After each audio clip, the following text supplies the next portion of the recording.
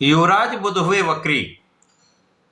प्रिय दर्शकों, नवग्रहों में युवराज बुध 9 नवंबर को वर्तमान वृश्चिक राशि में जहां पर ये गोचर कर रहे हैं, वक्री अवस्था में आ जाएंगे। प्रिय दर्शकों, वक्री अवस्था का अर्थ ये है जब भी कोई ग्रह अपनी गति को धीमी गति कर लेता है, जिसके कारण ऐसा आभास होता है कि वो ग्रह पीछे की ओर जा रहा है।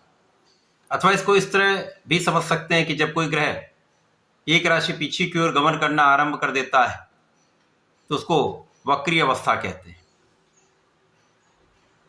वक्री अवस्था में उस ग्रह का प्रभाव बढ़ जाता है, क्योंकि वो धीमी गति से गमन करता है, जिसके कारण उसकी शक्ति, उसके प्रभाव, उसके बल में वृद्धि हो जाती है तथा वो ग्रह अपने उस भाव के प्रभाव को बढ़ा देता है।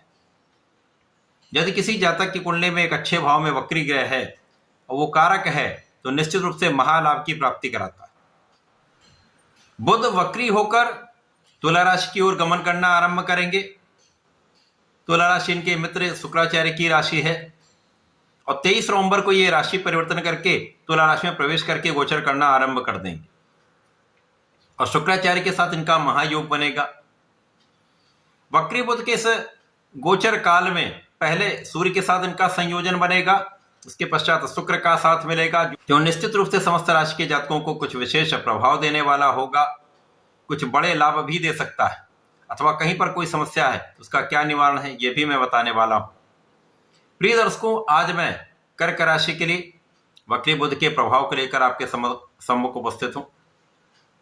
वक्री बुध किन किन भाव को प्रबल करेंगे, कहां पर आपको लाभ देंगे, अथवा समस्या होगी तो उसका क्या निदान है, संपूर्ण विश्लेषण मैं पूर्ण तर्क के साथ करने जा रहा हूं। प्रिय दर्शकों, इस राशिफल को आप अपने लग्न तथा राशि दोनों के अनुसार देख सकते हैं। कर्क राशि के लिए यदि हम अवलोकन करें तो ये पंचम भाव में गोचर चल रहा है। पंचम भाव जो ज्ञान का, शिक्षा का, संतान का भाव है, विवेक का, प्रज्ञा का भाव है, यहां पर बुध का प्रभाव एक अच्छा लाभ आपको दे रहा है।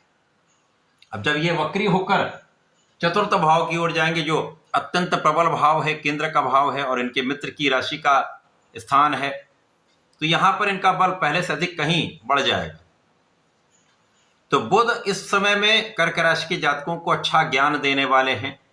ज्ञान की प्रबलता प्राप्त होगी, ज्ञान के भाव से एक अच्छा लाभ आपको प्राप्त होगा, बुद्धि बल बहुत अच्छा रहेगा तथा यहां पर आप अपनी ऊर्जा का सही उपयोग कर पाएंगे। ऊर्जा के सही उपयोग से आपके कार्य क्षेत्र में आपको बड़े धन की स्थिति बन रही है। इस समय में मंगल जो ऊर्जा का प्रवाह करते हैं, और जब सूर्य का भी परिवर्तन आपके पंचम भाव में हो जाएगा तो यहां पर त्रिग्रह योग बनेगा। अब सूर्य की क्षमता, बुध का बल, मंगल की ऊर्जा का आप समुचित उपयोग अपने क्षेत्र में कर पाएंगे। ऊर्जा नियंत्रित रहेगी, आपके नेतृत्व की क्षमता पहले से कहीं अधिक बढ़ जाएगी, तो आप अपने क्षेत्र में कुछ विशेष कार्य करने वाले हैं। अब वो चाहे नौकरी का भाव हो, चाहे आपके व्यापारिक भाव हो, चाहे आपके प्रोफेशन का भाव हो, समस्त क्षेत्रों में आपकी किए हुए उपाय, किए हुए प्लानिंग सक्सेसफुल रहेगी। आप सफलता की प्राप्ति निश्चित रूप से करेंगे और बड़े धन का लाभ आप लेने वाले। इस समय में भाग्य का भी साथ आपको प्राप्त होता जाएगा, और भाग्य का साथ जब निरंतर आपको मिलता है तो कहीं पर भी किसी प्रकार का कोई बड़ा अवरोध नहीं आता। केवल सही दिशा में आपको प्रयत्न करने होते हैं। सही दिशा में किया हुआ प्रयास आपको पूर्ण रूप से सफल बनाता है। इस समय बुध आपको अच्छी यात्राएं करा सकते हैं, यात्राएं लाभान्वित करने वाली होंगी। देश विदेश से संबंधित व्यापार में लाभ मिलेगा। देश विदेश से संबंधित होकर कार्य करते हैं, नौकरी करते हैं, व्यापार करते हैं, प्रोफेशन में है, तो एक अच्छा लाभ आपको यहां पर प्राप्त होता दिख रहा है। आपके कार्य क्षेत्र में लोगों का पूर्ण सहयोग मिलेगा, उच्चाधिकारियों का साथ मिलेगा। जिन लोगों के साथ आप व्यापार करते हैं उनका पूर्ण सहयोग प्राप्त होगा, जिससे कार्य क्षेत्र में विस्तार निश्चित है। इसी प्रकार से इस समय में संतान पक्ष से आपको लाभ मिलेगा। संतान का अच्छा सहयोग प्राप्त होने वाला है, संतान सुख प्राप्त होगा तथा इस समय में बुद्धि बल, वाणी का प्रभाव, आपको कला क्षेत्र में बड़ा नाम कराने वाला है, अच्छे लाभ देने वाला है। जैसे जैसे ये गोचर आगे बढ़ेगा, बुध चतुर्थ भाव में जाएंगे, वहां पर आपके कार्य क्षेत्र में बड़े अवसर आपको मिल जाएंगे। अचानक पद वृद्धि हो सकती है, व्यापार में नए अवसर मिल सकते हैं, प्रोफेशन में नए कॉन्ट्रैक्ट मिल सकते हैं, जिससे अच्छा धन लाभ आप अर्जित करने जा रहे हैं। इसी प्रकार से इस समय का उपयोग आप अपने कार्य क्षेत्र को विस्तार देने में लगाने वाले हैं।